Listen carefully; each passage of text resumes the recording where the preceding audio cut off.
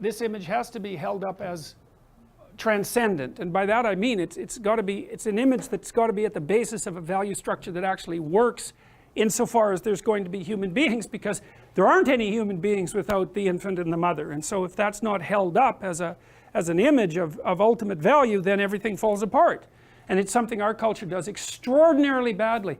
I had a client recently admit to me in ashamed tones that she wanted to have children. And I said, well, you don't have to be ashamed of that, especially not if you're talking to me. And she said, oh, that's such a relief, because I can't talk to anyone about it at work. They seem to think that it's, degrading. I thought that you can hardly diagnose a culture as more pathological than that. That's so appalling, and it's so hard. It's one of the things I really feel badly for young women, because they're not guided through this with any sense whatsoever. And I'll tell you what my experience has been working with women, and you can take this for what it's worth. And I've worked with women who've achieved the highest levels of their profession. I don't mean just in academia, but in a number of different fields. This is what happens.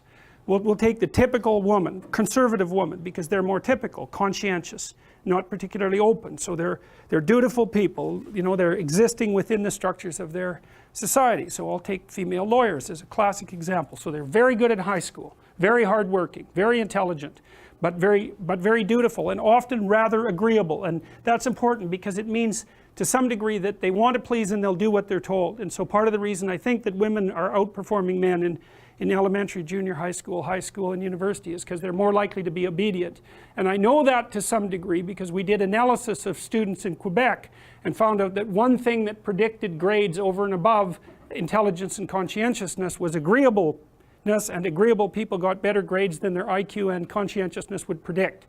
And that's particularly negative for men. So imagine this is what's happening. So you're a borderline student, and you're also a bit rebellious and antisocial. I'm going to fail you. Like you're right on the cusp. Don't like you much. You fail. You have exactly the same grade profile, but I like you. Tick. You move ahead. You don't. And so one of the things that's dividing men from women as they progress through school is the degree to which they're agreeable. Now that works out to some degree for women insofar as the agreeableness moves them forward, but they encounter the negative elements of being agreeable later in their careers. Anyways,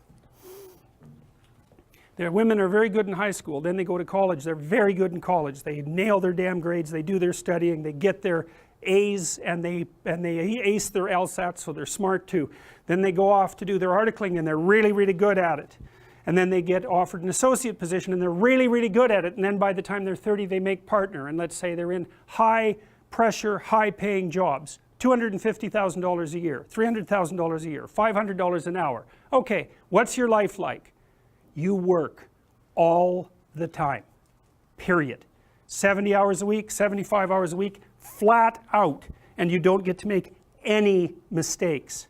And if your client calls you at 3 in the morning on Sunday, you say, I'm really glad to hear from you, because if you don't, there's some hot law firm in New York that'll take your client from you at a moment's notice. And the client is paying you, whatever, the firm, $750 an hour, of which maybe you get $350, and what they want is an answer about something really complicated right bloody now. And you can say all you want about the fact that women have a difficult time with that because it's a male-dominant patriarchy. Any female lawyer who's hit 30 and is a partner that has any sense at all knows that's complete bloody rubbish. It's market determined right to the core. What happens to the women when they're in their 30s? They all leave the high-end law firms. Why? Because who in their right mind would want to live like that? That's the issue, right? Once you make about $60,000 a year for your family, but let's say for you personally, additional income has zero impact on your quality of life. Zero. So why work 80 hours a week? Well, men will do it, some men, very few. A handful of hyper-competitive men who are obsessed with hitting the pinnacle of the given dominance hierarchy they're in will happily work 80 hours a week, and they'll forego everything else. Relationships, family, children, way in the second category. And so those men are often very difficult to live with too, because they're so obsessed with their career. It's hard to have a relationship with them. And maybe they don't have much of a relationship with their kids, but they're damn good at what they do. And part of that is they're smart and disciplined, and they'll work non-stop all the time. It's like an obsession. And that's the sort of people who run things. Those are the people who run things. Well, they're often also disagreeable too, because you want to manage people? Really? They're not going to like you. You know, and it's not an easy thing to not be liked, and actually if you're an agreeable person, and women are more agreeable than men, it's quite painful to be disliked. But if you're in a managerial and executive position, the probability that people are going to like you is quite low. Now, if you're a real son of a bitch, then they're going to dislike you more. But those positions are very stressful, partly because of the interpersonal dynamics, and they're also incredibly, incredibly competitive. So the women hit that at 30 and they're completely qualified, and the law firms are bloody desperate to keep them, because it's really hard to find highly qualified people, especially once you've put all that time into training them, especially if they're also good at bringing in business. The law firms trip over themselves to try to keep them. They can't. The women think, why in the world am I doing this? Why in the world would anyone in their right mind do this? Especially because they're often married by that point too, and generally they've married a husband who makes as much money or more than them. So they don't need the damn money. And so they think, well, there's more to life than this, which is exactly the right thing to think. And so they go and find a job that's 9 to 5 and controllable, so that they can hire a nanny and have some kids and have a life. And it's like, yes, that's the intelligent thing to do. So we've got things backwards in our culture. We're thinking, at least in part, why aren't there more women in positions of power? Wrong question. The right question is, why are there any men at all who want those positions of power? Because it's not just positions of power. You have to be such a knothead to think that. Oh, it's a position of power. It's like, sure, but it's a position of overwhelming responsibility. And if you make mistakes, you're done. Right? It's not like you occupy that position of power and everyone does what they're told all the time and your life is easy. It's like, forget about that. People are on your case to do exactly the right thing all the time, 100% of the time. And maybe you want that, and maybe you don't. So I don't know what people think is these people are all sitting in their offices with their feet up on the desk, smoking cigars and oppressing the world. It's like, that isn't how it works. Those people, they work flat out all the time. So, and it's fine if that's what you want, and some people are like that. They're hyper-industrious people, right, from a trait perspective, no matter where you put them. If you put them in a forest with an axe, they just wander around chopping down trees non-stop, right? Because it's built into them. But if you want to have a balanced life, and you should want that, you know, because the other thing you'll find, and this is God's gospel truth, is that the older you get, if you have any sense at all, the more important your family is to you. Like the utility of your career, maybe that peaks around 35 or 40, and it starts to decline pretty rapidly after that. And what happens, if you're fortunate, you have someone in your life that you love, that you've woven yourself together with, and you have some kids so that you have something to do from the time you're 50 till the time you're 80. And so it's a real mistake. It's a barren future without children, man, I can tell you that. It's a real mistake. And so we do a terrible job of say, putting that image forward and saying, well, yeah, now, you know, because women have access to the birth control pill now and can compete in the same domains as men, roughly speaking, there is a real practical problem here. It's partly an economic problem now, because when I was roughly your age, it was still possible for a one-income family to exist. Well, you know that wages have been flat, except in the upper 1% since 1973. Why? Well, it's easy. What happens when you double the labor force? What happens? You have the value of labor. So now we're in a situation where it takes 2 people to make as much as 1 did before. So we went from a situation where women's career opportunities were relatively limited to where they were relatively unlimited and there were 2 incomes, to where, and so women could work, to a situation where women have to work and they only make half as much as they would have otherwise. And now we're going to go into a situation, this is the next step, whereas women will work because men won't. And that's what's coming now. So there was an economist article showing that 50% now of boys in school are having trouble with their basic subjects. And you look around you in universities, you can see this happening. Now, I've watched it over decades. I would say 90% of the people in my personality class are now women. There won't be a damn man left in university in 10 years, except in the STEM fields. And it's a complete bloody catastrophe. And it's a catastrophe for women, because I don't know where the hell you're going to find someone to have a, you know, to marry and have a family with if this keeps happening. So, and you think when you're 19, because you're so clueless when you're 19, you don't know a bloody thing, you think, well, I'm not really sure I want children anyways. It's like, oh yeah, you tell how well you've been educated. Jesus, dismal. Dismal.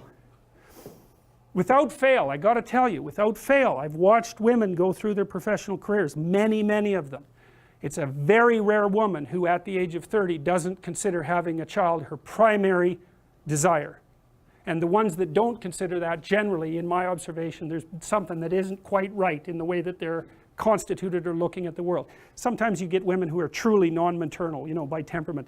They have a masculine temperament, disagreeable, they're not particularly compassionate, they're not maternal, they're not that interested in kids. Fair enough, man, but there aren't that many of them, and there's plenty who will not admit to themselves that that's what they most desperately want. Do you think women would be better off if they had kids earlier, to focus on a career, say in their 30s? Who knows?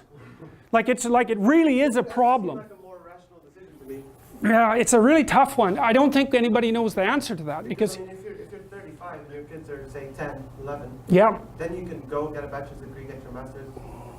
Well, it seems more easy that way yeah. than having the career first and then trying to raise young kids. Yeah, I can't answer that because I've seen women do a good job of it both ways.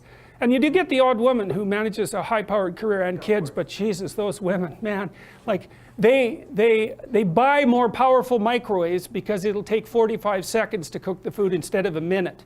And I'm not kidding. It's like they're up at 5, they exercise for half an hour, they make breakfast, they get their kids ready to work, they go to work, they work 14-hour days, flat bloody out, they come home and work for another 2 hours to get their kids organized, they have a nanny to help them out, and then they work for 2 more hours before they go to bed at like 1, and then they're up at 5 and they do that again. And I'll tell you, you better be tough if you're going to do that, physically too, because you'll just burn yourself to a crisp. I've seen some women manage it, you know, but they're tough and they're rare because that's a hell of a regimen.